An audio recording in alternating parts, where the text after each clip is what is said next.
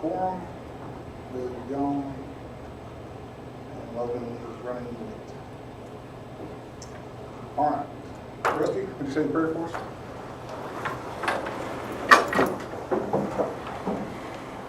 Dear Heavenly Father, we pray that you be with us here tonight.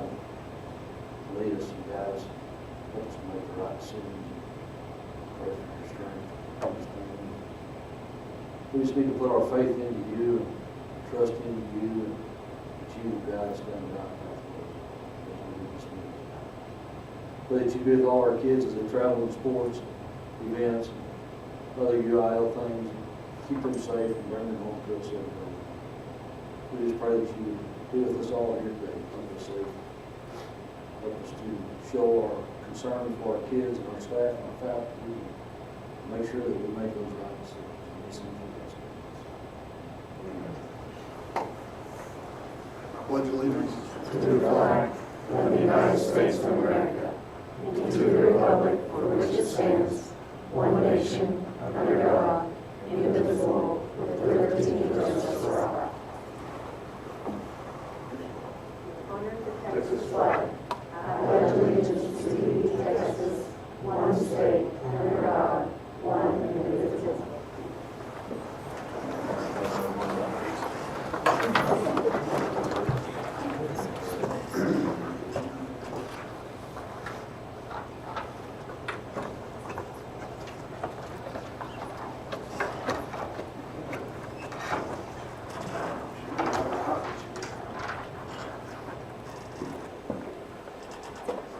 Daniel Isles.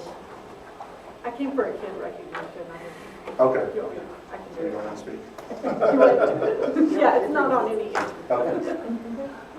All right. Recognition of guests. We'll start with Liz. Do you have any? Did you bring any guests? Oh, gifts. I thought you said gifts. I was about to Yes, I do have guests. I invited our pre-K teachers. The growth that they are seeing in pre-K is pretty incredible, and so Mrs. Schick and Ms. Mesnick wanted to share that with you all.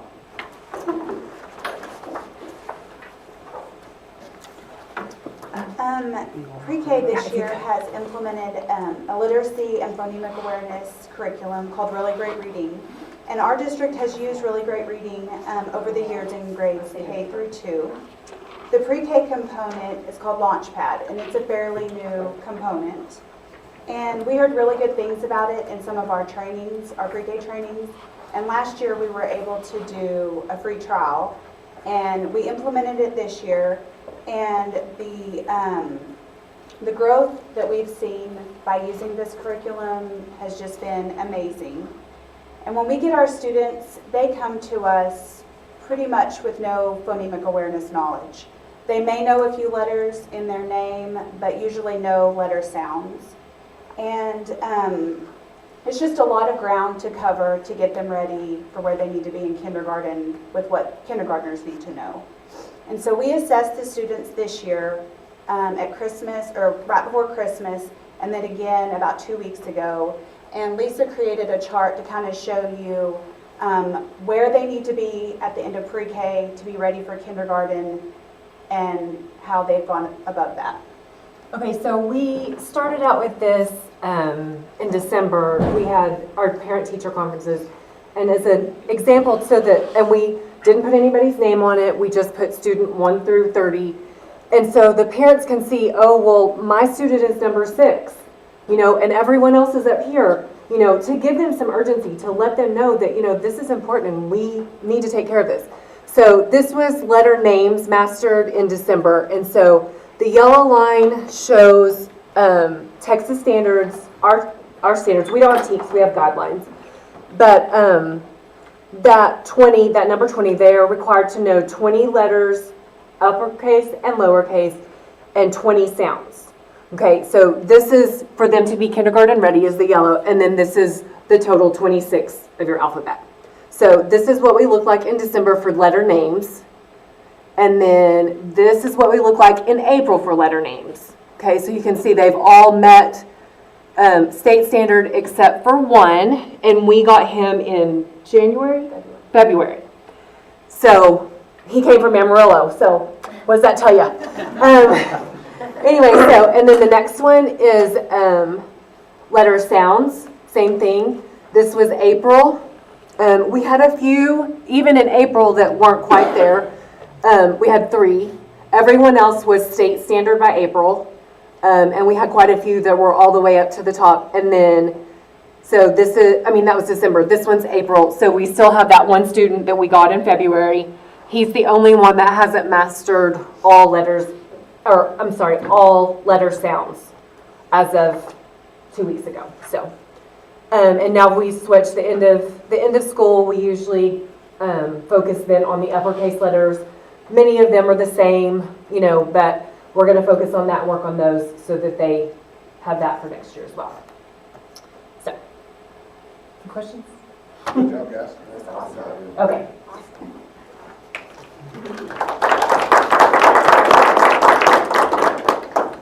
Ms. Carr. So I brought Miss Robinson, who's our 7th and 8th grade science teacher, and she has several kiddos with science projects to show you guys. So we've been working on body systems, and so they were assigned, I have one that wasn't here, but they were assigned different systems. There's like 8 that we do: total, muscular, skeletal, nervous, all that. And then they were kind of open on they were assigned one system and they had to present it, and these are the different ones that we have. So this is the nervous system, and they even had a nerve cell here for us out of clay. Carmen had the circulatory system, which was pretty neat. She even used tubes filled with fluid to represent what's the blue, Carmen? Carmen. Oh, the blue is the main Arteries, And then we had Joel, he had the skeletal system. He made out of milk cartons. And then we had Tyler that had the muscular system. And he even demonstrated how the muscular system, you send a nerve and it'll pull, and you can show that that's how your muscles move. So that was kind of neat. And then I also brought Aiden, that's been working in the science club after school. It is all voluntary. We have little budget, if any. And they've had a lot of discussions and a lot of fun. But this was one of the last activities they did. They made a car out of a circuit system, and they had to see which one we had a race with it. And theirs actually goes about how fast? 15.6 miles per hour. In a straight line with just a circuit system and cardboard. So, you want to demonstrate it for them?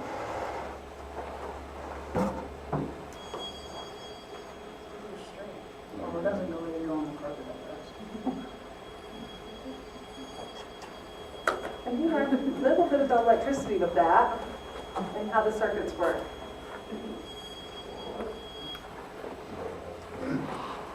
The buzzer again. And that was about it. We just want to bring a few of the examples that we had, because they've worked hard on them. That's awesome.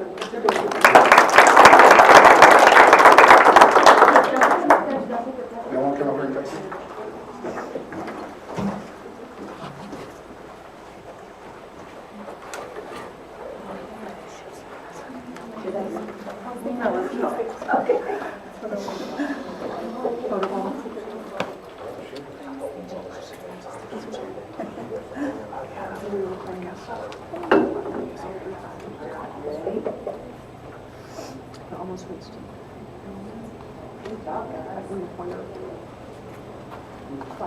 Good job, guys. That's cool. Thanks for coming.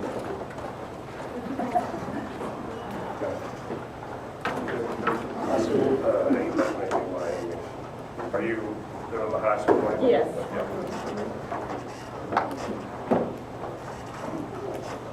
All right, so I brought somebody that you all know, but maybe don't recognize.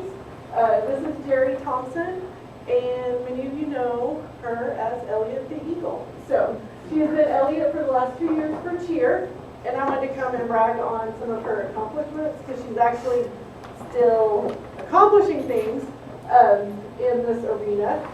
So some of the things that Jerry's done this past year was at camp. She got a superior blue ribbon for her mascot routine. She earned a senior recognition ribbon. She got a spirit stick, which in the cheer world is a big deal. She was nominated for All-American. She then was awarded, after her tryout, an All-American position, and so she has her medal for that. That earned her a spot at the Citrus Bowl, and she performed this year at the Citrus Bowl. Yeah.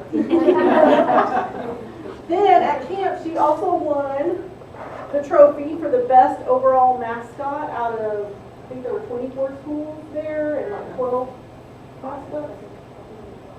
5 mascots, okay. And she was awarded the best mascot at our camp. After camp, or at the end of camp, 3 students from our kind of little area were asked to apply to be a National Cheer Association staff member, and Jerry was one of the students who was asked to apply.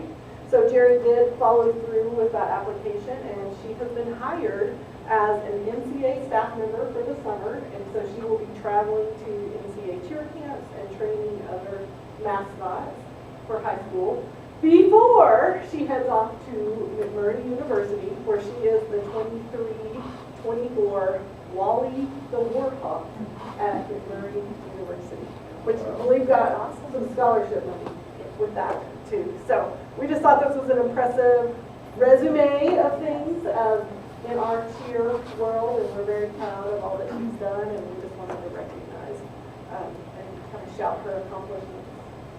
Yeah, that's really good.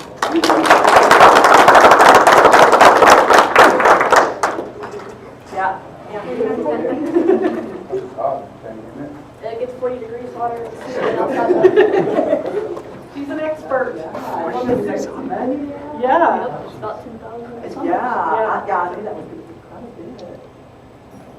That's okay. Great job.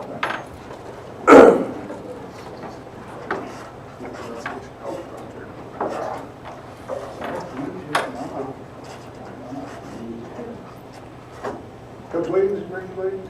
I did not. We've got kids that are golfing that have advanced to regionals. Got kids that advanced to regionals in track, and we have baseball practice, so their availability right now is pretty limited. So having a group of them together, but I will next board meeting, and we'll work them all. All right. All right, that's it for the guests. Thanks, guys, for coming, as always. I'd like for you to stay. I'll leave. Do that too.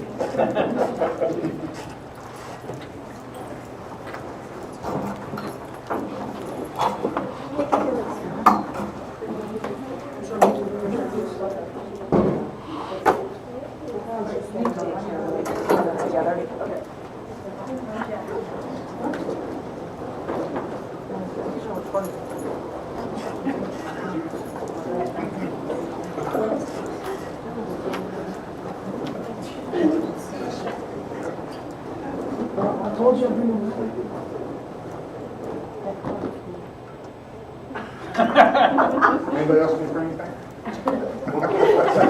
That was perfect timing. All right, moving on to new business now. Consent agenda. Anybody have any questions about the consent agenda? Questions, I need a motion. I move to approve the consent agenda. Motion made by Rusty. Second. Second by Michael. All in favor? Opposed?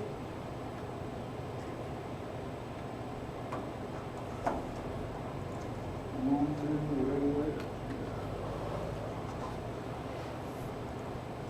Oh, sorry.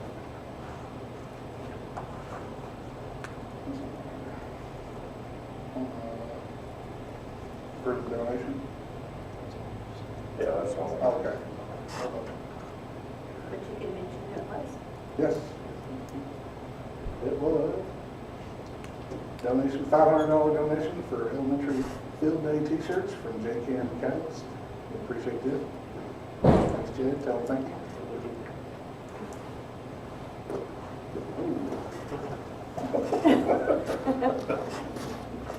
Time out. 30 seconds. 30-second break.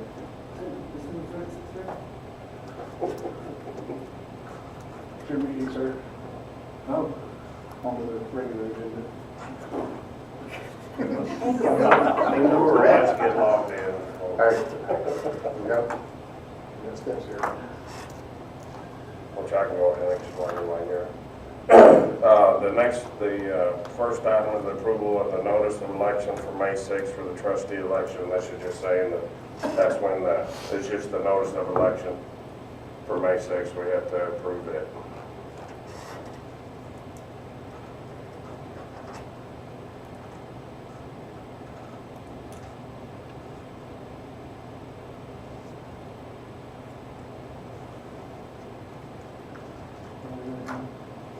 What I'll do is regular agenda first, just the notice of election.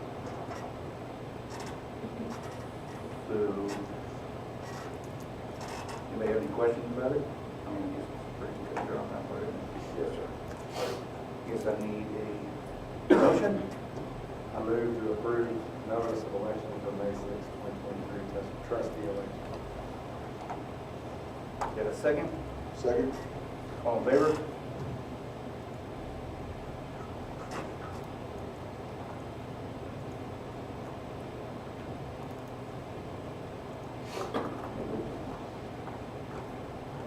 Consider possible action on Texas Association of School Board update 120 local policies. This is just the update of our local policies. It's BBB local, CB local, CKC local, DC local, EC local, FNG local, and FO local. A lot of it's just housekeeping, and some of it's just, they switch the dates as far as the terms for elections. Just really updating and cleaning up, basically. Some of it's taking out the old language of the DOI where you had to have a 420-minute day. You no longer have to have that. So I have a motion on that. I have one question, real quick. yes, sir. That's all, I was trying to find it. Is it CKC local? Before the superintendent was kind of, like, there was a special line for him and the board president was over that. And now the superintendent he just included in the district employees and the whole board votes? Or the whole board has a say? I meant to ask Billy, but I didn't realize he was going to run away. Which part? Yeah, Let me find it. Let's see, right on the superintendent, it's on the authorization. The board president, it was the board president and it was over the superintendent's authority. And now the superintendent, it doesn't list the superintendent separate. So I was just making sure that, I guess the superintendent's in with the district employees.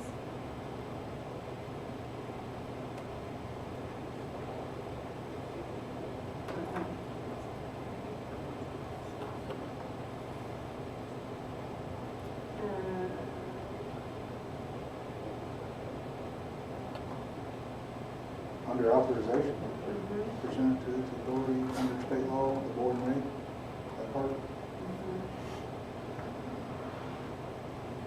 Down on page, what page is this? It's on the second page where it says, the board president may, and then it strikes out, it strikes out president. It just says the board may revoke a board member's authorization. And then it says, I don't know, I wasn't real clear. I don't know that it's real clear the way they've struck out so much of it, so I was just kind of reading over it, trying to figure it out.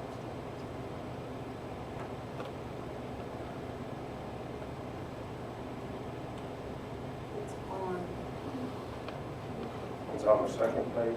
Yeah, you know where it says, right above however authorization for a specific employee. It's right in the paragraph above that. Over to the left, that's blue. And then it says the board, and it used to say the board president shall have the authorization at any time to revoke the superintendent's authorization. But now it doesn't say anything about the superintendent, so I was just, I think they changed that to align with this policy. so it's just, Because the board mentioned having that authority to vote for policy. right. Instead of the board president, it's just a whole board, so we have to get together and agree. And so the superintendent's included with the district employees. Okay, I just wanted to kind of clarify that because it really, as many times as I read it, I couldn't see that.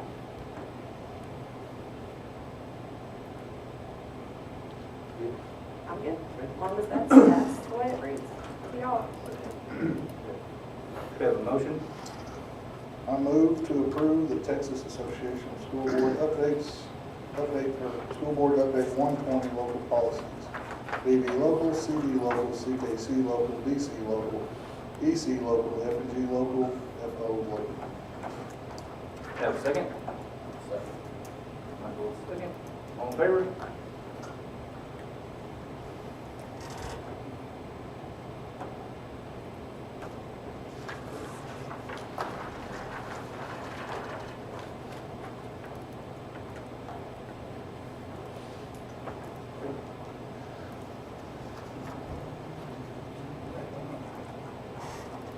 So approve the educational materials and technology allotment? Yeah, that's me.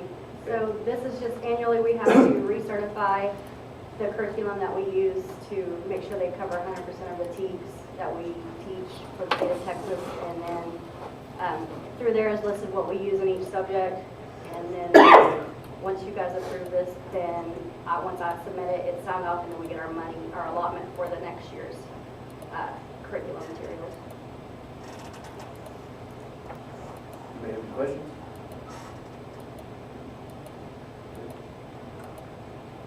Give a motion.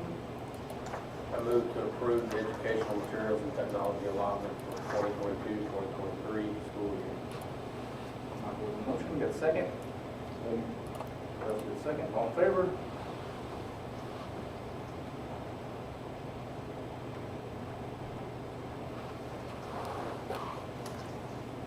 Deliberation and possible action on district financial auditor. Yes, sir. This is just to approve the engagement letter from Mark Cowell to be our district financial auditor. We've used him for years and years. Any questions? Need a motion? I move to approve the engagement letter with Kyle and Co. Motion, got a second? Give a second, all in favor? Discuss possible action on budget amendment for the 22-23 budget. So I have a couple of budget amendments in here. One of them, I'm gonna go with the easy one first. We added $30,000 in 51 to cover our increased electrical expenses for the year. Just the rates have gone up and that's how much it's gonna cost. The other one is a request Mr. Garrison had for me. The couple things led to this. We were doing our initial facilities assessments for the bond and for the budget, which we'll bring to the bond committee soon. And one of the requests in there was for band instruments. And last time we did the bond, board, you guys said, let's not do that at a bond, let's do that out of local funds. So Mr. Garrison asked if we could do that.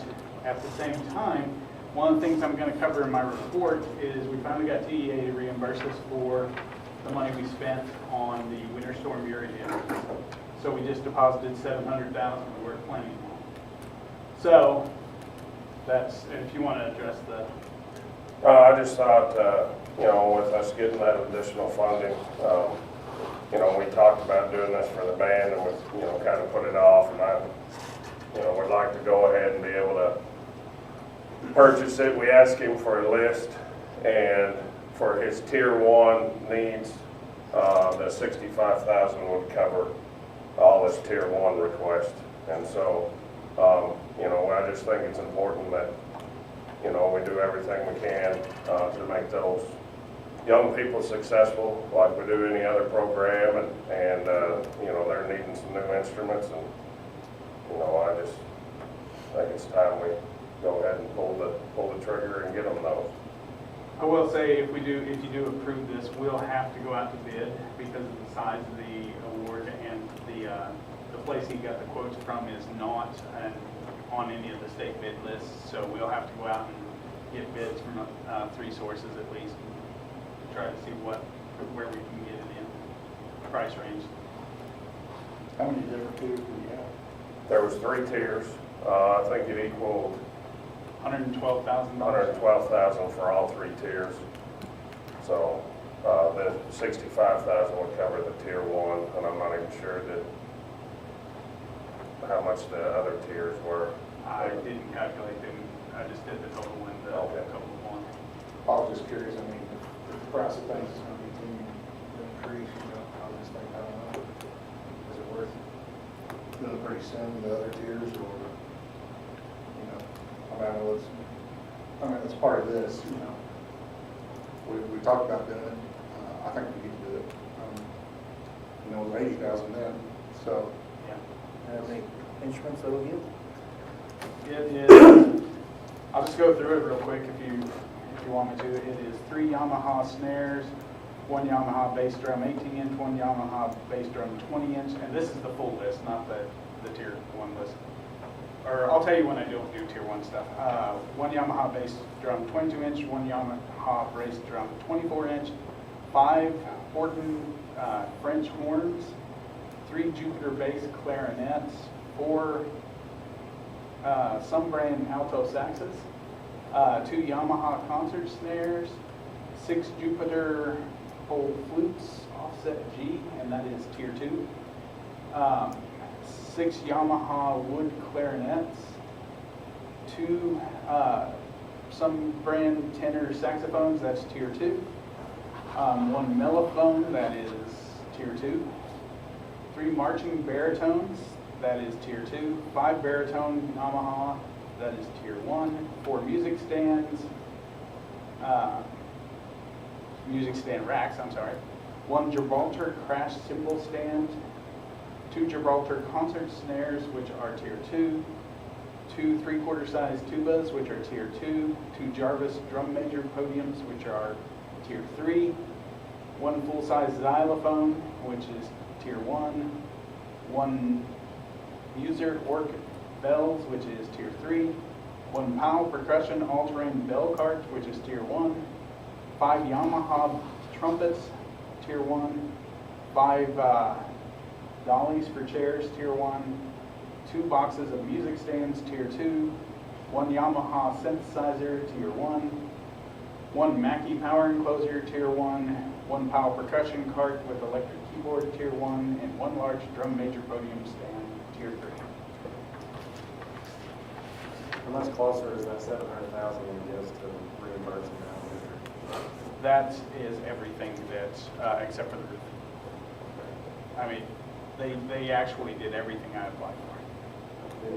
So everything else was either covered by insurance or was the roof. Because the roof, since that was a completely different issue, couldn't be covered by any either. So the rest of that you're looking at putting back in the fund balance? Yes. Interest rates are up. As a matter of fact, when I get to the investment reports, I'll tell you I moved another $1 million to Techstar so that we can get additional interest. So is it out? I mean, is it not an option to do all of it? Are we in a position to do? Do you feel like we're in a position to do? I think we could, yes.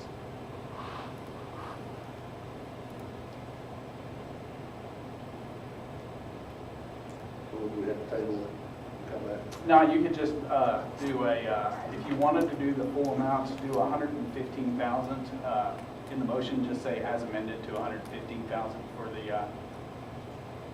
the function 11. So on you said the list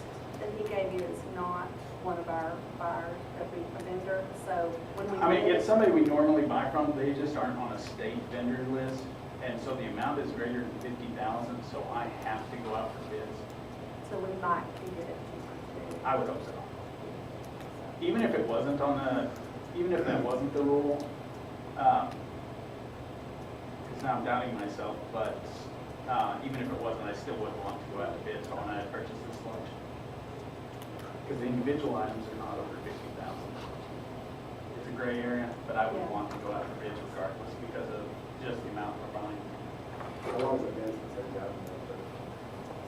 We've been buying them stuff piecemeal, but like one thing at a time for the last 2 or 3 years. Since a large number, the 2014 bond probably. When did we do those? Well, I don't know. I know we gave them a whole lot of money for uniforms and some other things. That was in the 2014 bond. Good gosh, time flies. Yeah, it does. So, because we bought some trumpets, or not some trumpets, some tubas back then, and then we did 30,000 for uniforms or something. But if we do the whole amount and you come in under bid, then that's good. I mean, we Yeah. can always put it back after that. Always, yeah.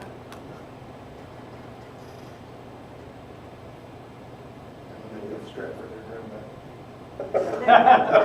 So you're saying 115? 115 will definitely cover it all. I suspect we'll come in under that. But that was the quote from the vendor we've used previously for instruments.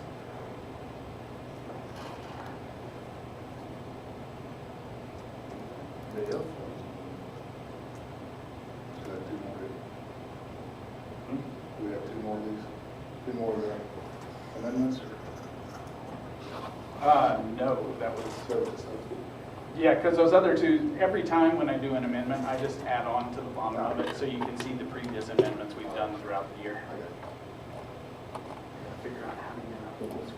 And you think 30 will cover to when? Are you saying to end of August or? I'm hoping, fiscal? but it is entirely possible I have to come back and ask for a little bit more, but I think we're actually going to end up, we budgeted a lot for gas because they told us the gas rates were going to be at, I mean, we budgeted a lot for electricity too, but we budgeted enough extra in gas that I think we're going to come in under on it by about 20,000, which would give me, with this 30 would give me 50, which is about what we're estimating we're going to be over in electricity.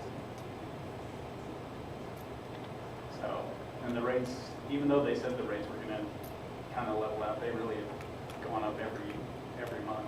The amount. I call them repeated, like we're on a first name basis. Yeah.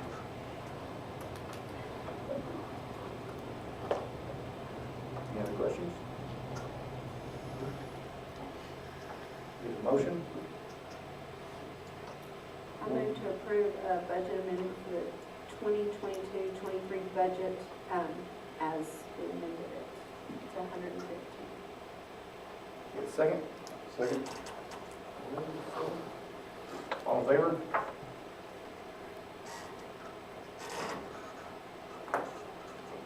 Doug on the second? Yes. Campus reports? Alright.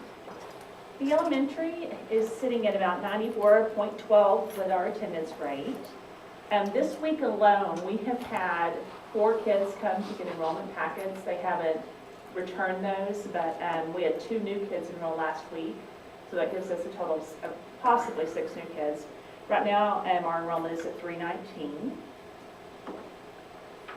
Some events, in April, we recognized Mrs. Bell and our paraprofessionals and Coach Moose. Friday, we had a STAR pep rally to motivate our kids for tomorrow. Tomorrow they take their reading language arts STAR test. Our kids have some field trips coming up. First grade went to the Botanical Gardens. They've already done that. We did have our pre-K go to the zoo, and then Discovery Center and the museum are coming up soon for our kiddos. Our STAR schedule begins tomorrow, and then science will follow that April 25th, and in May 2nd, our kids will take the math. We're going to conduct one more fire drill in April. Our kids are getting good at recognizing what to do and responding well to those. I think in the beginning for pre-K and kinder, that's kind of a scary thing, but now they're understanding why we're doing it, and they're doing a good job. We have kindergarten graduation pictures coming up, and then ST Math Night. We have ST Math, a rep from ST Math. It's an online math program that we use, and they're going to come. They're providing pizza for families. They're also bringing 20 board games for families to come and play, and then raffling those off. So that will be in May. And then this year we have implemented a 5th grade transition. So we're actually bringing our 5th graders over to middle school. Jennifer and Ms. Lyles are going to visit with them, show them around, hopefully to make that transition a little easier on our kiddos. The next page, just some little Eagle moments. We had a great Easter egg hunt. And the picture in the middle are our paraprofessionals that we could not do without. Down at the bottom is our first graders going to the botanical gardens. And then there's Coach Moose on field trip with our little ones. I think he carried one around the entire day. He was glad to be back to the elementary, but they had a good time. I included our longitudinal reports for our interim testing that we have given in math. And you'll notice there's 2 different interims, and in each report you'll see the substantial growth. So our 3rd grade math started at 1353, and that was back in December, and that's gone up to 1434 in April. The other interim, the 4th grade interim in November was 1412, and that's gone to 1467. And then our 5th grade interim, we began at 1516, and in February, end of February, that went up to 1549. So our kids are progressing, they're growing, and we're excited to see how they perform on the next few STAR assessments. I'm not sure what's more impressive, the fact that we have those kids standing their attention, or just having a conversation with them. I don't either, sir. Junior high?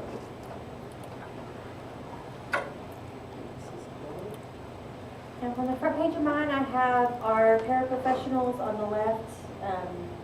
We celebrated last week with some t-shirts and some lunch, and then we have Miss Robin Lucero, who is new to the library this year at the junior high. She's doing a great job. I know she's happy about moving from paraprofessional to librarian this year. The next page, we have some upcoming events.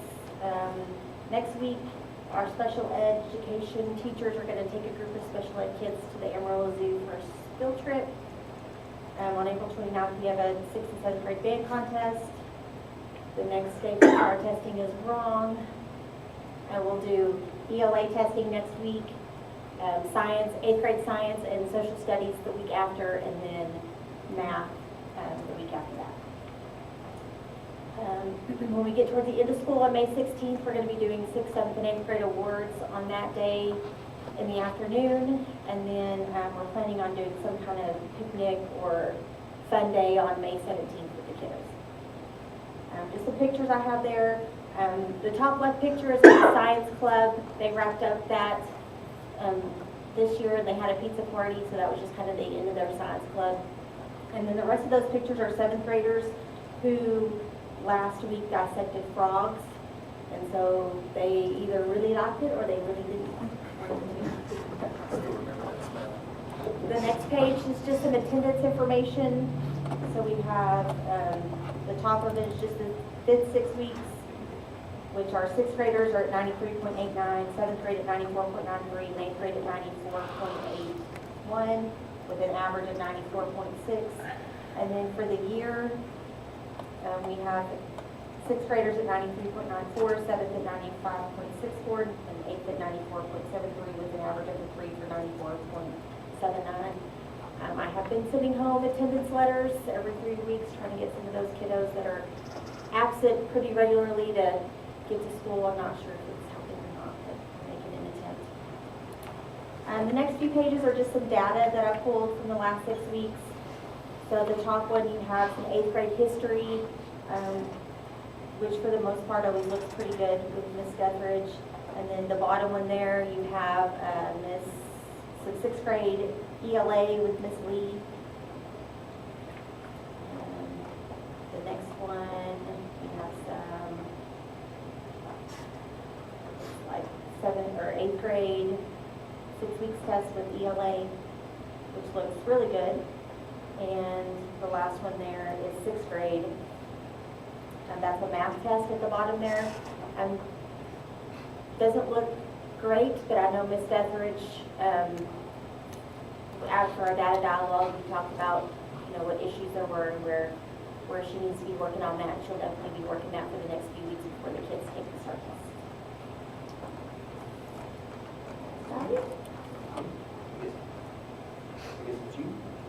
Sir Vanderbilt doesn't get to steal your thunder this week. I wanted to say thank you to Felix and Mr. Hine and Zach for putting up with me over the last 3 track meets of our track season. Back before the Pantex Relays, we purchased that FAT 90 system. That thing's been used 3 times this year now, thanks to Jennifer and Kim running that thing in the press box. And not only was it used at Pantex, but it was used at Gruber for the district meet and at West Texas for the area meet. And they did a great job. And I know the technology department is tired of hearing me call them for troubleshooting, but they've been phenomenal. I just want to take time to thank them. Our kids did really well at district and at area. You'll heard the printer going off later, and I will make sure you have copies before you come back for the tell over, but I will go ahead and give the highlights on the kids that have advanced to regionals. Aaron Hudson advanced in the 110 hurdles, finished 2nd at area. Braden Freeman was 2nd in the 100-meter dash. Our boys 800-meter relay advanced, they were 4th at area. Our William Wiggins finished 2nd or 3rd in the quarter. He will be advancing in the quarter. There's a chance that Alan Larkin will be advancing in the 800-meter run because there's a kid that possibly will be withdrawn qualified. But Alan finished 5th at area as a freshman. And so when someone drops out, they just take the next person up. And so there's a good chance he'll be in there. Braden Freeman also advanced in the 200. And then our mile relay wound up getting 2nd at area. And they are also advancing. The kids on the end are William Wiggins, Danner Price, Cason Bonds, and Drake Renville. The girls, also go ahead and do some field events. The only field event that we have on the boys' side that's advancing is shot put. Cully Floor wound up finishing 2nd at area in the shot put. In the girls' end of it, we have 2 relays out, the sprint relay and the 800 relay are both advancing. I've just gotten information from a Clarendon coach that their kid will be dropping out of the 100-meter dash. So once again, our 5th place finisher at area, which is Maya Williams, she'll be advancing in the 100 and be able to represent us in the 100-meter dash. Kinley is going to be advancing in the 800. In the field events,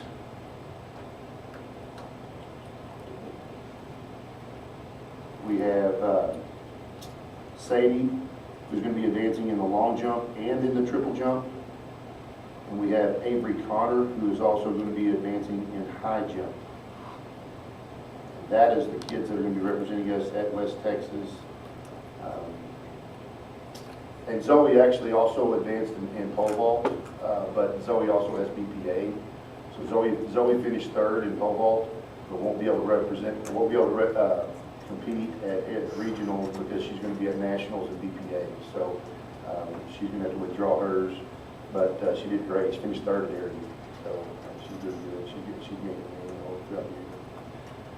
So there's track. Baseball right now, our district's tops 30. We thought that Sunray would be leading the district, and actually Gruber beat them. So they're battling it out right now, the top 2 teams. But there's a smorgasbord of teams that could get in, and there's so much baseball to be played. This week will be a telltale for us. We really need to pull off a win tomorrow. That would be great for us and the shot in the arm if we can pull off a win. But another bigger one is going to be this Friday, which is senior night against West Texas. We need to beat them again. And that will help our baseball team. The other district down south isn't quite as difficult as they were last year. They've lost some kids, and so I think that as long as we can finish in the top 3 of the district, we got a good chance of winning the first round. Softball's doing really well. For some reason, Sunray's kind of got our number. We've lost twice to Sunray, but we beat Clarendon, who, like I said, has only got that one loss. But we play Clarendon this Friday. If we can beat them, we'll both have 2 losses, but we'll beat them both head-to-head, so we'll actually have the tie-break in that. Sunray actually lost to West Texas, so believe it or not, on our softball end of it, everything falls in onto this Friday's game. If we can win Friday, then it makes a big difference. Claude is a small school division. We had them on the schedule to be played either today or tomorrow, but since they've got girls that advanced in golf, they couldn't play. And so we had to move that game to Wednesday. Some people have called and asked about that. In order for us to play the game, they didn't have enough. So in order for us to play the game, we had to move to Wednesday.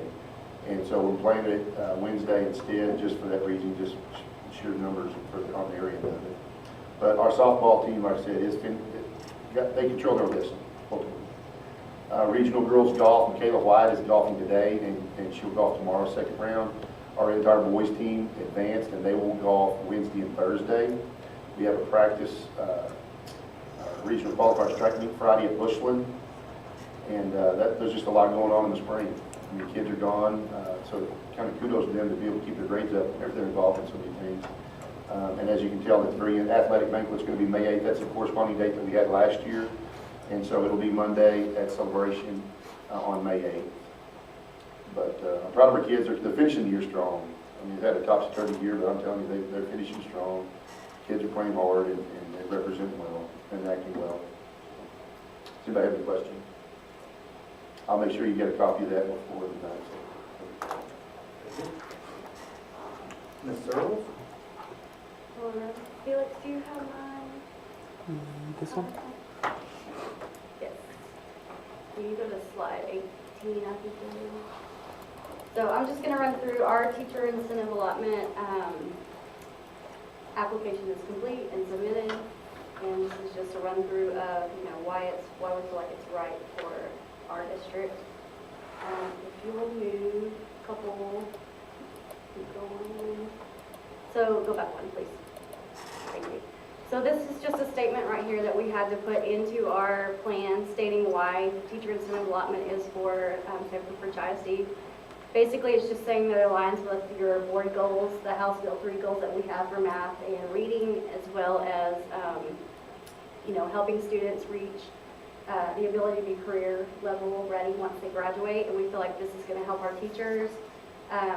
They already work hard, but give them the incentives to keep working hard for what they do for our kids, which then just pushes our kids to the next level. So that's basically what that tells us. But also it helps us, recruit high quality staff. And I'm hoping, once we get this approved, we can advertise that as well to say we're a teacher incentive allotment town, and we are able to, help pay some more money to just teachers that deserve it.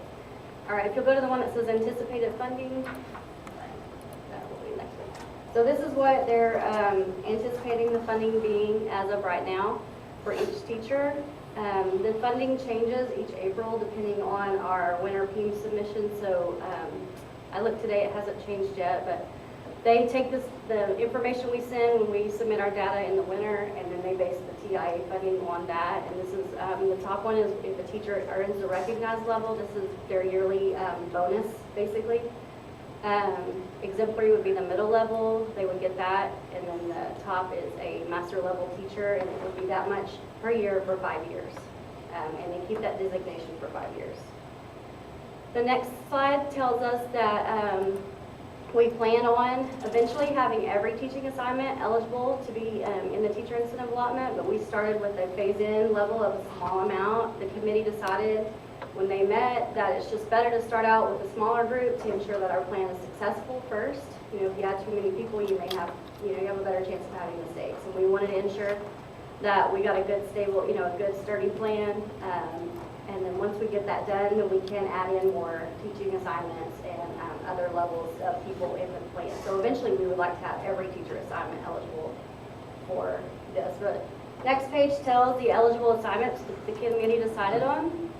So we have from pre-K to 8th grade, English Language Arts, all English classes at high school, math from 2nd to 8th grade math, Algebra 1, Algebra 2, geometry, math models, 5th and 8th grade science and biology, 8th grade social studies, and US history.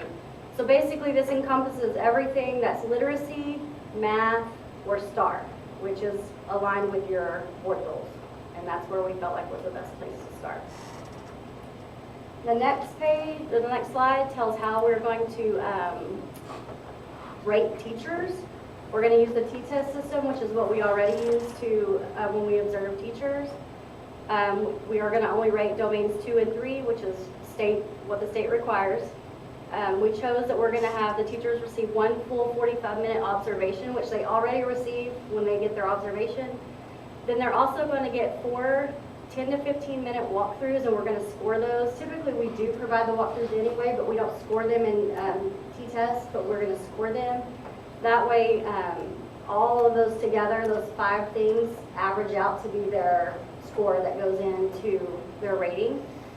The committee also felt like it was important to involve at least 2 different trained administrators. That way one person wasn't responsible for the whole rating. And so we're going to have 2 different people that are trained in that to do their observations or their walkthroughs. So it could be like me, Mr. Garrison. It could be any of the administrators from a campus going to another campus observing. And I'm going to set up a calendar showing who's going to do what. That way we have it lined out before school starts, so the teachers know who would be in charge of their ratings.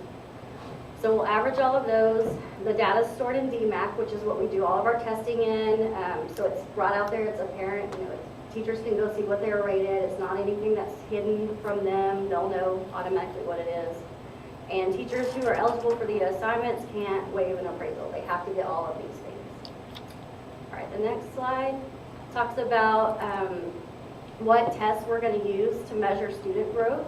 That way it's already set out there. We are, pre-K, we're going to be using the Circle benchmark, which is something we've used in the past. Pretty much everything else we're going to use NWEA, which we've used at elementary school for many, many years. We feel like it's a good, reliable test to show growth. They do a beginning of year, there's a middle of year that's optional, and then an end of year. We're going to introduce NWEA to high school and junior high. Next year we're going to purchase that because it is a good, reliable test. State feels like it's reliable for this as well. The only ones we're going to have to purchase something separate is math models and 8th grade social studies and US history. We're having to purchase pre-tests from Region 16. They've created those. Their specialists created them. They vetted them to make sure they're reliable. So we will administer those for a pre-test, post-test to have a growth measure as well. All right, next slide, please. This basically is how the growth measures are set. NWEA does a good job of setting growth measures. For most of their tests, some of them don't have specific growth measures. For example, English 3 and 4, biology, 5th grade and 8th grade science, they don't have a specific growth measure set. So the state required that we come up with a plan on how we're going to set the growth measure. And so when I was looking at the different ones, I felt like the half the gap growth measure is one. I won't go into the details of that, but I do have a handbook on the website that has the math of how those growth measures are set for anybody that would like to go look at those. And then also for pre-K, there's not a specific growth measure. And when looking at the data, we're going to use the flat growth method, which the data and the math is also in our handbook that's on the website. That way teachers, it's laid out there, there's examples for teachers, nothing's hidden from them. They can, whatever test they're using, they know exactly how they're being judged. All right, next one please. So we decided as a committee that 90% would go to the teachers, and then we are going to keep the other 10% for district use because we are having to purchase NWEA, some pre-test, post-test. There are some costs associated. Every teacher that we set forth for a designation, we as a district have to pay $500 up front for every teacher, whether or not they make it or not. Then we get reimbursed the money after the fact. So there are some upfront costs, and we felt like this would help kind of offset some of those things. All right, next please. That's saying the same thing. We also did decide too that the money they get is going to be allowed to go towards their retirement.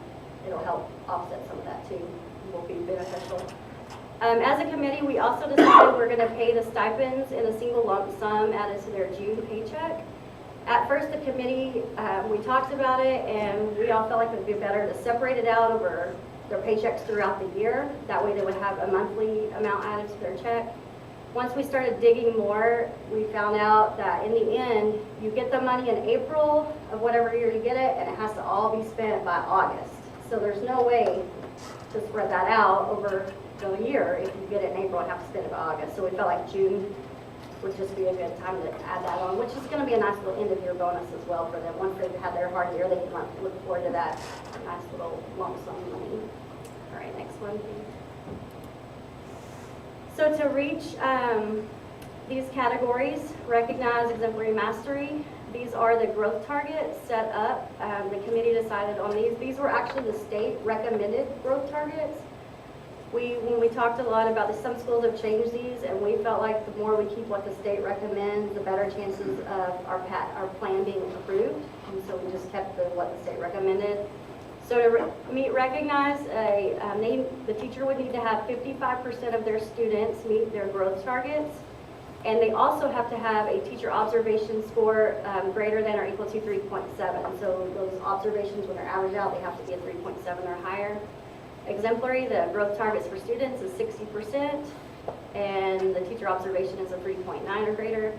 And then the master level teacher would have 70% of their students receive growth, and their observation score would be 4.5 or greater. And so that's that. This is just a district timeline. So we did submit our application this month. We will get some sort of preliminary answer on our application in June or July. Say if there's any mistakes or anything they think we need to change, then I can get that resubmitted this summer. And then we will know 100% in August if our application is approved. And then all of next year we'll capture data on student growth and teachers. And then we will submit that data to Texas Tech in October of 2024. And then we won't know anything about our plan until April of 2025. And then once they tell us, who we submitted, if they approved it, and they'll send the money out, and we have to spend it by August 2025. So it's a very quick turnaround once we know. But we're hoping to submit a lot of teachers. We feel like from the teacher groups that we put for nomination, depending on who's teaching them and how schedules fall, it could be about 25 to 30 teachers eligible this first year. And so, I feel like that's quite a number to start out with, and we're hoping we get a lot. Mr. Garrison and I when we were in Austin, some of the bigger schools were only getting like 5, 10 teachers, but a lady that's helped me guide the committee with the plan from Memphis, they submitted 27 teachers this year in their first year. So, I'm hoping with what we've done, we'll have a nice stable plan where we can get a lot of teachers recognized. Teachers seem pretty excited about it. So, they deserve it. Next slide, please. And that's just another timeline. We can next year, phase 2, we can start adding in, expanding or modifying our plan if we need to, or we could wait to the phase 3. What we'll do is next year we'll start getting another committee together, a more group of teachers. There were a few teachers that were dissatisfied in some of the meetings about the plan. And I just told them, everybody had a chance to be on the committee, and your voice could have been heard, but next time you can come be on the committee and voice your opinion as well. And we'd love for anybody to come join the committee and help expand the plan and make it better if we can. All right, any questions? Thank you for all your hard work. I know it was a lot, but it'll be good. I'm excited to see how our teachers do. Well, also one thing we're going to do is we're going to make sure too next year. I've got a lot of thoughts as far as trainings for teachers to make sure they understand what their requirements are. It's just so they're really prepared and ready to know how they can get the best possible scores in their observations and how they can, they're already working hard with their students. But we want to try to guide them to make sure they understand so they can work, get their scores where they need it to be. They need to get this money, so I want to try to help them. Thank you. Richard. Okay. Well, as we mentioned before, first thing on my agenda is talk about Winter Storm Uri. Just as a recap of how this all happened, in February 13th through 17th in 2021, we had Winter Storm Uri where it got really cold and we broke some pipes. And water flooded in 3 hallways at the elementary? 2 hallways. 2 hallways, I think. Yeah, 2 and then the kitchen. And so when we pulled the water out, the insurance covered the removal of the water and some of the removal of the walls. But if it had mold on it, in our insurance policy, the word mold says we're just not going to pay. So initially they said we're going to pay you $7,000 for the $700,000 we spent. Then we finally got them up to about $50,000. Next we looked at FEMA. FEMA said, well, we can't. Mold remediation really isn't covered. What we recover is removing the stuff. Insurance paid for that, so we're not going to pay for it anything. So, so we spent, and this doesn't include the roof because that was a completely different item. It contributed to the mold, but it wasn't caused by the freezing. So after that, the TEA, there already was some legislature in place for disaster relief because of the last hurricane. And so TEA just amended it so that we could apply for disaster relief from Winter Storm Uri. So I applied for everything that insurance didn't pay us for, the full $700,000. I've been bugging them ever since then, going, have you guys got our application? They're like, yes, we have Rich's application. That's all they would ever tell me is we have Rich's application. They kept extending the deadline to apply for the money, and the final deadline they set was February of this year. So once we got beyond February of this year, I was like, okay, they're just not going to pay us. And then at the beginning of this month, or no, at the end of last month, $700,000 showed up into our account. So, and it is reimbursement for Winter Storm Uri. And it, like I said, it is everything. So it was the pulling out of the walls that had mold on them. It was the building back of the walls, the tile, all of that. It was about $116,000. So I'm very excited that we got that. That makes us good. So really, for that whole big incident, we're out $450,000 for the roof. So I'm very happy about that. Next, I'm going to do my legislative update last, so I'm going to skip to my budget calendar.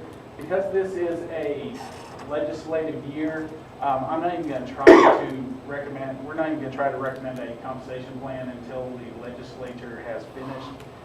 So we won't give that to you until June.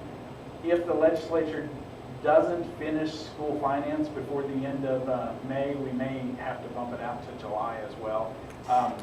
2 out of the last 3 years sessions when they worked on school finance, they went into special session. So hopefully they don't, but assuming they don't, this will give you a compensation plan in June. We'll talk about the facility needs report in May. July we'll have the initial budget for you. August we'll do that.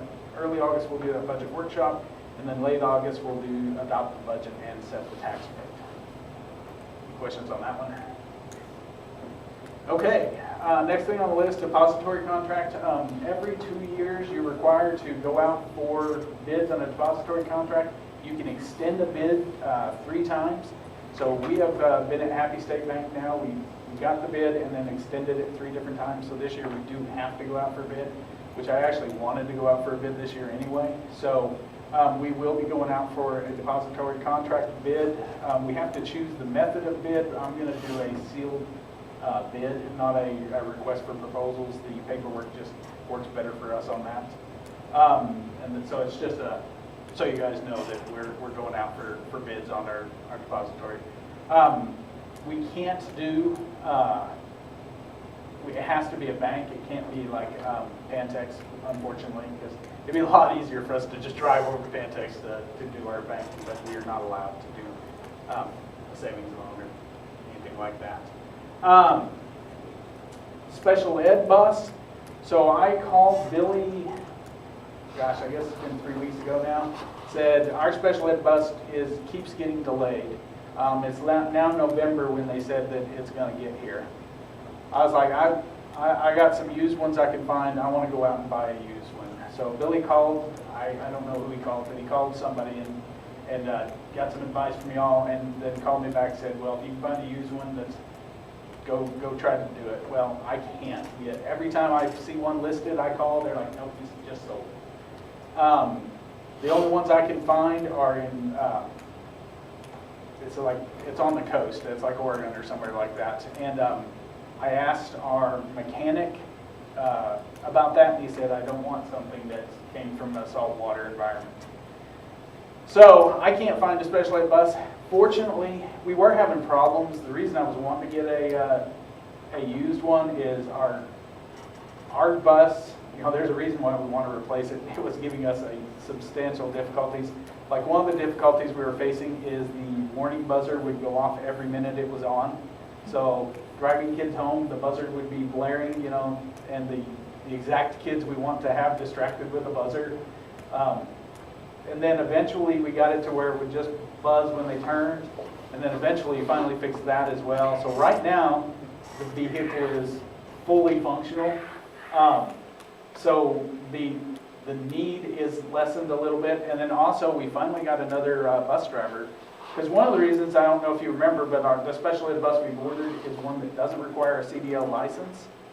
And that way we can have a non-CDL driver drive it. Well, we finally have another bus driver that came on just a couple weeks ago, and that has lessened the severity of our need. I mean, there was a time last week when we were desperate for bus drivers, and so it's been difficult, but we're going to get through the end of the year with what we currently have and through the start of next year. If I find a used one, I'll probably still go with if I could find a used one, then I'll get it. But everybody else is in the same boat as us, and so everybody's buying them up before I can. So, any questions on that? Okay, let me talk about my financial report, and then I'll do the legislative update. On our financial summary, if you'll, on our graph that's at the bottom where we show our trend in our refined ADA, you'll notice we are definitely flatlining. So we're going to end up at a pretty decent place, pretty close to what we budgeted for. So I'm pretty happy with that. We didn't continue losing students. So this is back to a more normal trend. What we would see in a normal year looks very, very much like that. On the financial details, if you'll notice up towards the top, there is that, I've added a new category, the other state revenue, and there's that $700,116. And then,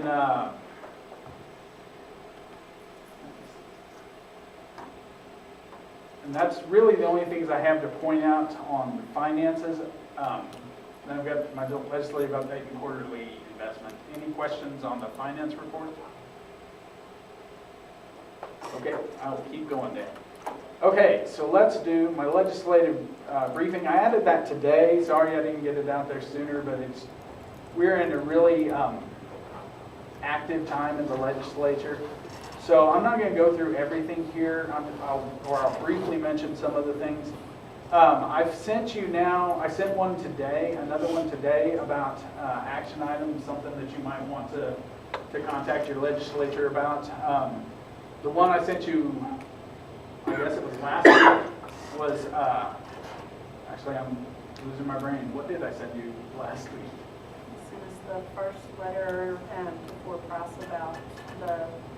Oh, the compressed versus the doing the homestead exemption. Yeah, and so that one's really important to us because it's going to affect our ability to do bonds, and it actually someday they'll give us a hold harmless, but someday that'll go away and we'll end up having less money. So when they do it by compression, it's just a much better idea. I sent another one today about the Senate passed a bill 175, I think, yes, Senate Bill 175, That's the bill that says that we can't spend money on lobbying organizations, like TASB is a lobbying organization for us. And so if that bill passes, either TASB will have to stop lobbying, which I'm assuming that's what they'll do, or we won't be able to use school funds to pay our dues to them.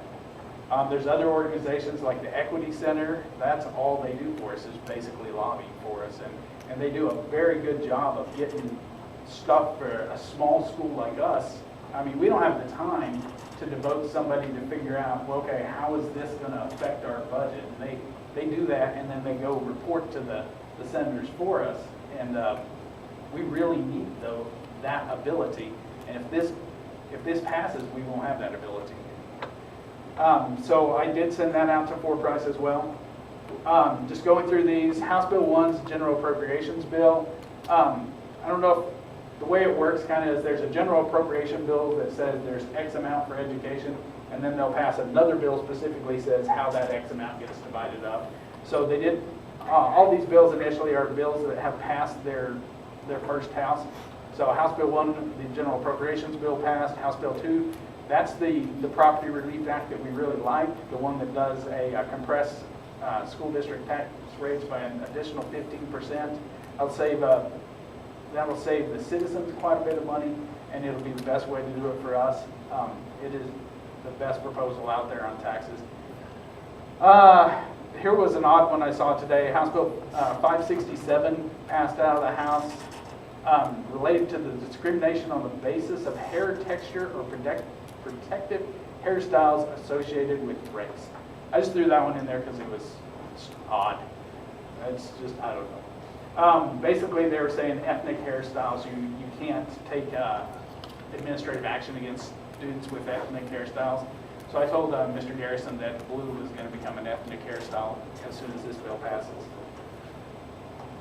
House Bill 1358 added bullying and dropout deterrence goals and other similar information to be included in the campus improvement plans.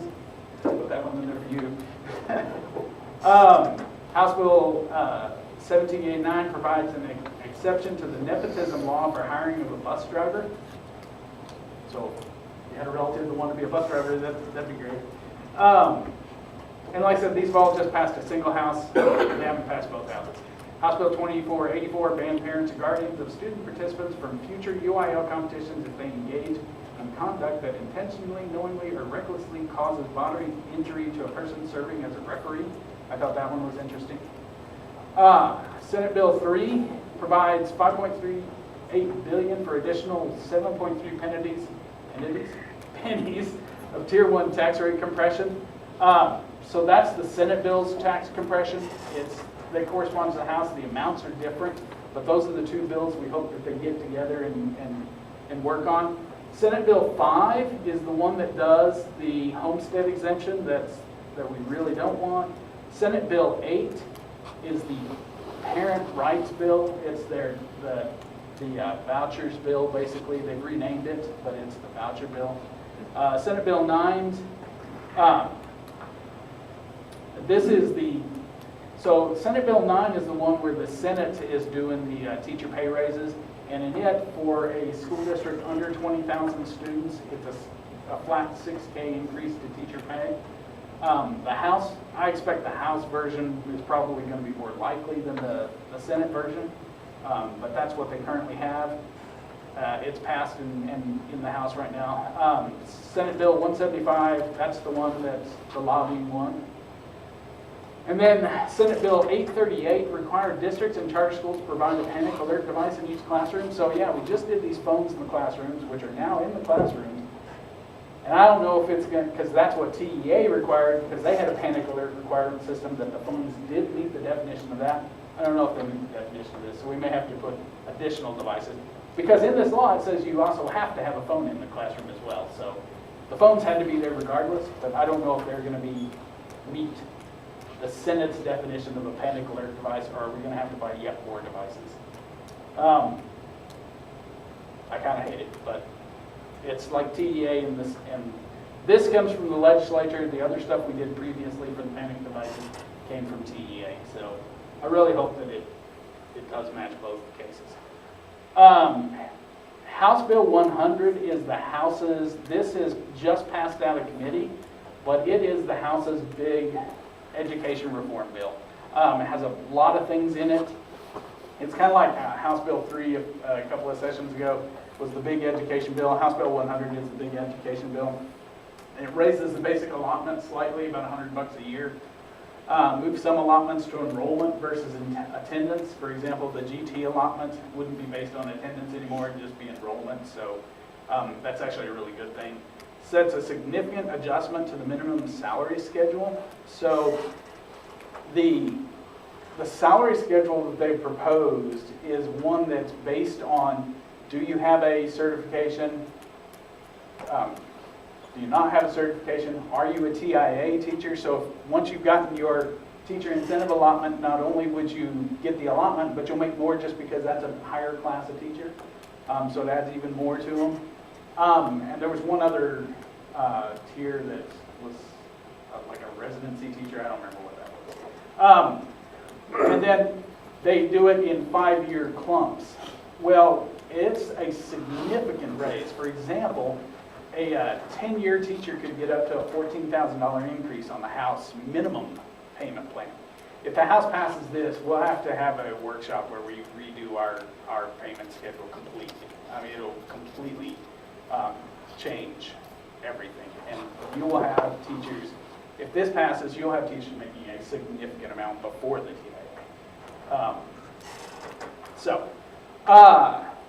The other thing is it creates a fine arts allotment, and it does a bunch of other stuff that I didn't go into. The House did pass an amendment stating that no public funds may be used for vouchers. That was in House Bill 1, an amendment to it. However, it's a non-binding thing, and that does not mean vouchers is dead, because they are saying that the vouchers are going to be paid for with grants or donations, and so that's why voucher bills are still going through. House Bill 2546 would limit districts of innovation from starting school before the third Wednesday in August, which is just a couple of days for us different than. Which is one, we start on the third Tuesday, so. Yeah, so it's not that big a deal. And then House Bill 4340 is the corresponding to Senate Bill 8. It was left pending in committee, so right now it is currently dead. It'll be brought back up as an amendment on something else, I guarantee it. So, any questions on any of that? I do hope it's useful for you to be doing these updates. Okay, then I'll move on to the investment, which is more good news. I told Jason that I was failing as my Harbinger of Doom assignment. If we look at I'm just going to jump into the detail. And if you'll see on our main amount of money there, we have $2,122,000 out in Techstar right now, and for the quarter that got us $23,000 in interest. There are years we got less than $3,000 in interest on $2 million, and the $23,000 in a quarter, and it's just increasing. And I put another $1 million out there. Once we got that 700, there was enough extra right now that we could afford to have $1 million out there. So we'll probably get $140,000, $150,000 in interest this year from our Techstar investments. And with rates fluctuating, I'm still just leaving stuff in Techstar. Even our money we have out there for the workers' comp fund is getting that 185 or so is getting $2,000 a quarter in interest. I mean, interest is good. Inflation's bad for spending stuff because everything we buy has gone up in price, but it's great for our investments. So, any questions on the quarterly investment? Okay, well that's all I have for you. Thank you for not being a Mr. Denver. All right, our enrollment's holding steady, 88's up some overall, so is the attendance rate, so that's good news. The administrators all say it's been very busy. I got the opportunity to go help with the area track meet the other day, and that was a lot of fun, going out and seeing our kids compete, and a lot of them, you know, doing a personal best, and then it was fun to go out and watch that, and so one of the things that we need to discuss is the employee appreciation banquet at the end of the on May 19th. Do y'all have a preference on meal or what we do on that, or any ideas? I think last year we got, what was it, Smitty Brothers, I think, catered it. We kept it local. I didn't know if we wanted to do that again, or if y'all want to, I'll do whatever. Keep it going.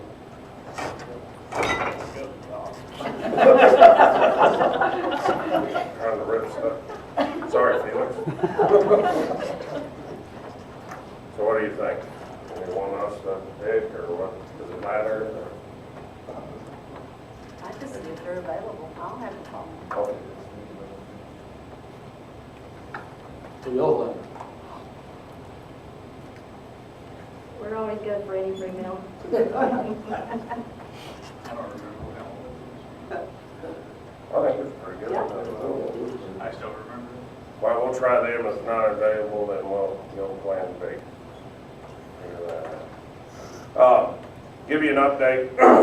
You asked us, I think a couple meetings ago, to check out the roof and from elementary, and so we've been talking to a guy from Walshgate. He goes, Todd Clark, and he had some of his people check into it, and he said he had some interesting news for me. I was out of the office when he called. The other day I called him back the first of this week, and he was out of the office. And so as soon as I find something out there, I'll let you know on that, but I just wanted to let you know that we are talking to him on that. You know, I just want to, you know, take a second to tell Richard how much I appreciate him. You know, that Winter Storm Uri deal and getting that money is huge. And so, you know, he actually told me probably 2 or 3 weeks ago, and I wanted to tell everybody, say, hey, we're going to wait and say it at the board meeting. So it's been killing me, so I'm glad we finally got that out. So I appreciate him for that. And then, like was mentioned earlier the other day, we were in a bind for bus drivers. And so, because we had a lot of the coaches, well, every of them that had a CDL was coaching at the area track meet. So the only one here that had a CDL was Lambright. So he drove a bus. Dr. Vanderpool drove a bus for us, and we survived. I was waiting by my cell phone, waiting to hear calls, but I didn't get any, so that was positive. I don't know if y'all got any or not. I apologize if you did, but we made it through the day. So I appreciate the coaches have been willing to help us out, Dr. Vanderpool, and so it's been a team effort to cover that on the days we need to, and so we're looking to get back to normal once we get everybody back. And so we're just staying busy, and we've got 23 more days in the school year. Can't believe it's that close, but we're working hard and fixing to start testing and get that knocked out. So that's all we're doing.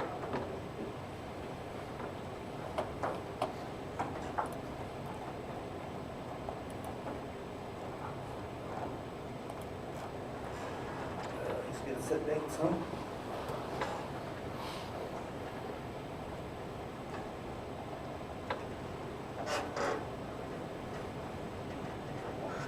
I think about the 15th, right?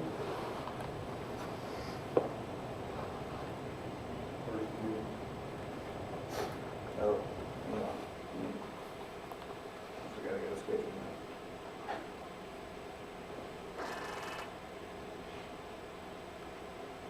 We have a softball game that day, Chad.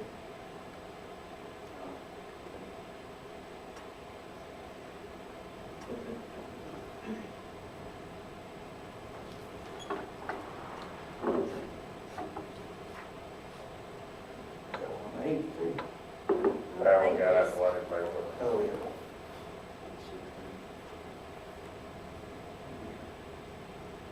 I don't know about baseball playoffs and stuff. They normally play on the weekends because you can play series, and so they play. Yeah, you don't play Monday through Tuesday on that. Okay. It'll be Thursday, Friday, Saturday. In fact, on that,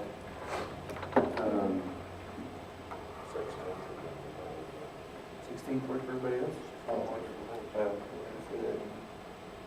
Yeah, works for me. 16th?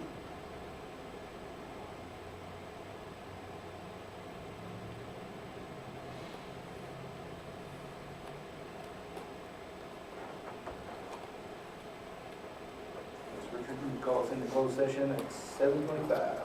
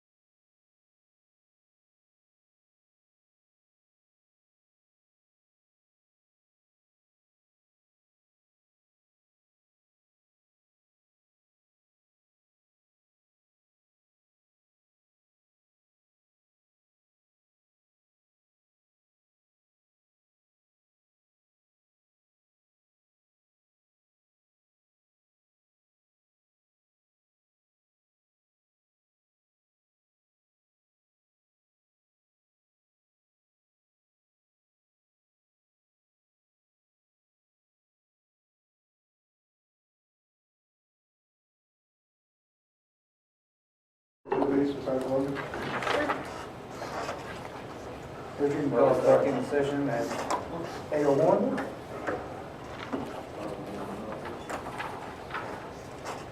All right.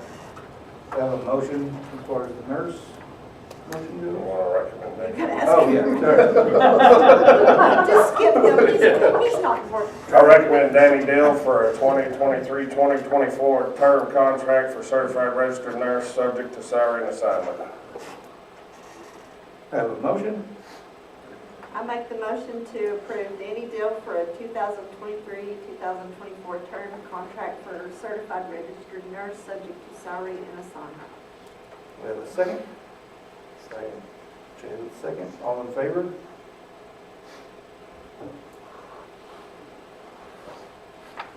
far as the counselors go? All right, I recommend Amy Lyles and Deidre Wiggins for a 2023-2024 term contract for certified counselors, subject to salary and assignment. I make the motion to approve Amy Lyles and Deidre Wiggins for a 2023-2024 term contract for certified counselors, subject to salary and assignment. We have Michael with the motion. We have a second. Second. Doug with the second. All in favor? Oh. Any opposed? Still want to say that. We all vote for that. Stacy? Michael was Oh, Michael. Doug. Sorry about that.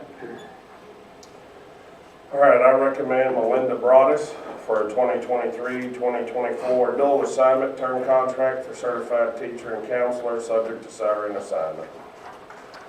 We have a recommendation. We have a motion. I'll make a motion to approve Melinda Broadus for a 2023-2024 dual assignment term contract for certified teacher council, subject to salary and assignment. Dusty with the motion. We have a second. Second. Stacy with the second. All in favor? All right. I recommend a 2023-2024 term contract for certified classroom teacher, subject to salary and assignment as presented. Do I get to say that?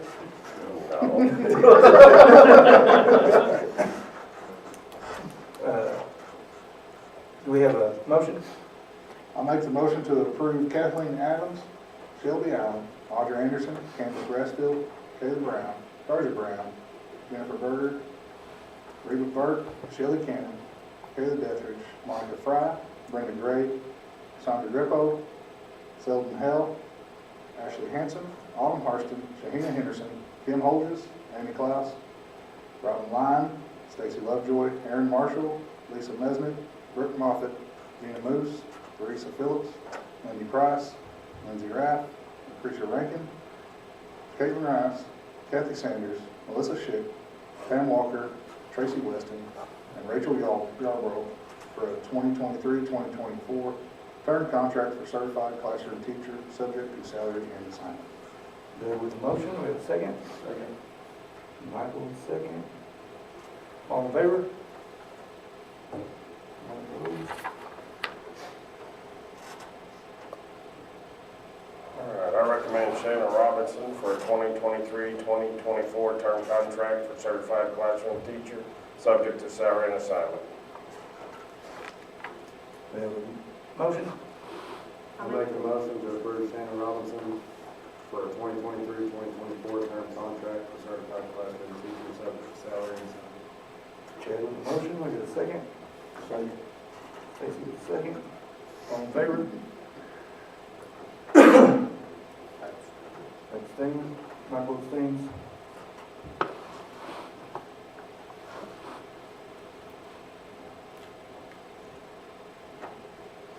All right, I recommend a 2023-2024 dual assignment term contract for certified classroom teacher / coach, subject to salary assignment as presented. We have a motion.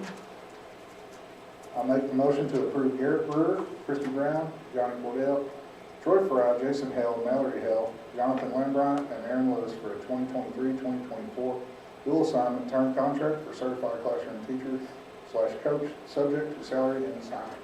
Doug with the motion, get a second. Second. Chad with the second. All in favor? None opposed? I recommend Anthony Lucas for a 2023-2024 dual assignment term contract for certified classroom teacher / band director, subject to salary and assignment. We have a motion. I make the motion to approve Anthony Lucas for a 2023-2024 dual assignment term contract for certified classroom teacher, band director, subject to salary and assignment. Michael with the motion, we have a second. Second. Stacy with the second. All in favor? None opposed?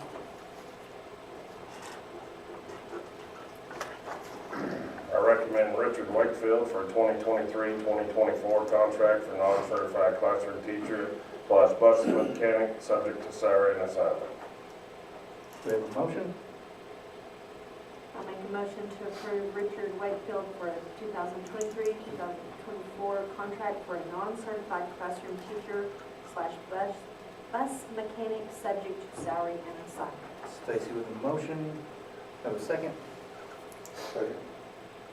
Is it done? Doug with the second. All in favor? None opposed? All right, I recommend a 2023-2024 probationary contract for certified classroom teachers, subject to salary and assignment as presented. We have a motion. Make a motion to approve Misty Berry, Sandy Bryan, Caitlin Clausen, Erica Munden, Salem Zilby, Stephanie Timmons, Jeremy Tracy, and Maria Walker for 2023-2024 probationary contract for certified classroom teacher, subject to salary and assignment. Rusty with the motion, we have a second. Michael with the second. All in favor? None opposed?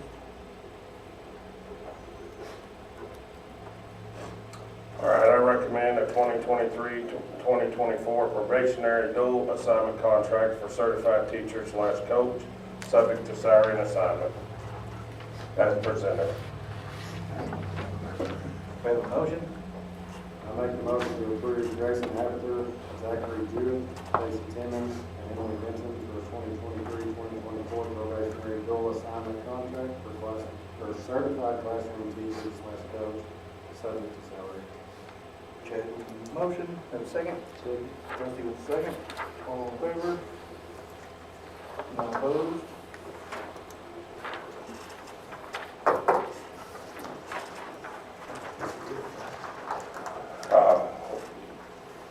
One more thing, I would like to congratulate Richard Hine on his new title of Assistant Superintendent of Operations. Congratulations.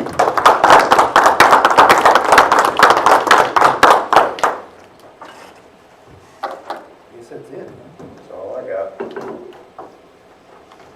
I'll make a motion to adjourn. I'll make a motion to adjourn. We have at 8:10. I second. Take you a second, all in favor? Second.